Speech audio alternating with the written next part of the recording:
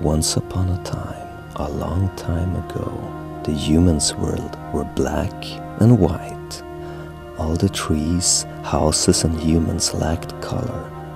The color belonged to the animals. The animals also had the power to give things color and were eager to share this gift. But the humans flipped out. No fucking animals should come here and decide if you want color. If we want color, we'll take it. Time passed. Nobody said anything more about it. But with time, the humans started to get irritated with these colorful beasts. There they are, walking around with our colors, glistering and stinging our eyes. We can't have a consistent forest if we're going to have a bunch of animals running around with the fucking colors. Now, it's fucking enough. The long-fingered monkey with her finger paint got her fingers chopped off. The color-spitting llama, well, they chopped her head off with a scythe. The tap-dancing pig's feet became Rottweiler food. They blew up Otto the rhinoceros with a bomb, just for kicks. Silence fell upon the country, and in the end, the only one left with color was the fox boy. It was said that in the case of the fox boy, it was his nose that was the key to the color. Apparently, he could find a rainbow with his nose. Meanwhile, the hate grew stronger among the humans, and they gathered a mob and went out to exterminate.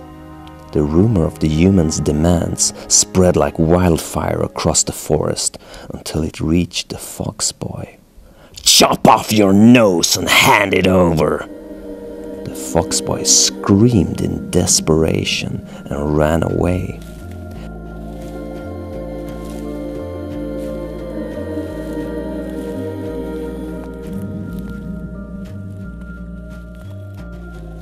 He ran and ran until his stomach ached with angst and he had to stop.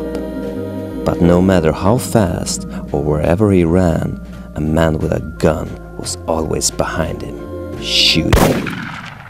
The fox boy was dizzy, his heart was pounding and blood started to gush from his pretty magical nose.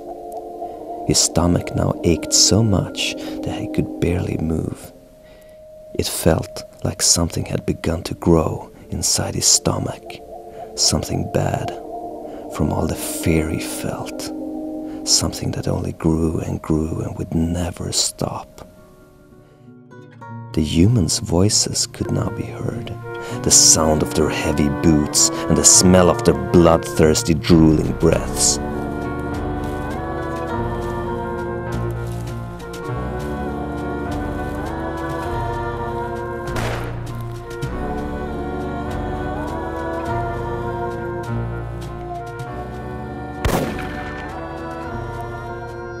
Foxboy ran again until he felt a stab in his stomach, and it hurt so despairingly much he had to lie down. The night came. When he was lying there thinking about his life, suddenly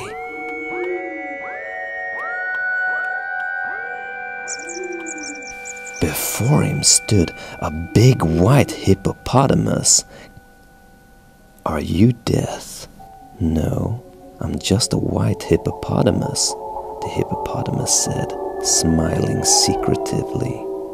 I'm so afraid of death and all the painful things in my stomach.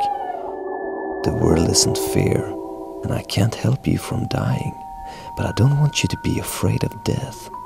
Death is nothing to be afraid of. Jump up on my back, said the hippopotamus. And together they splashed into the river.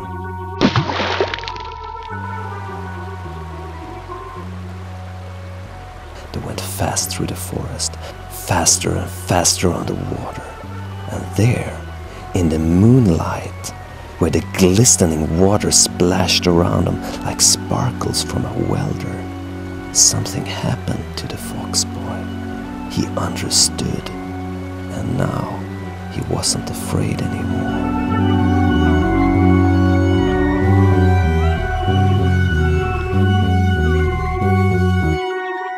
hippo disappeared, and the fox boy could see he was surrounded by humans. They loaded their guns and aimed at him, but before they could shoot, there was one last burst of pain in the fox boy's stomach. The fox boy was dead. All the bad stuff in his stomach traveled upwards into the color and pain transforming centra in the fox brain. In there, the pain was transformed into white light. The blood gushed through his body and shot through the nose in an arch. The white light beamed through the blood, and when the blood arch came out through his nose, it was a rainbow. Everybody stopped and looked up, because it was the most beautiful rainbow they had ever seen.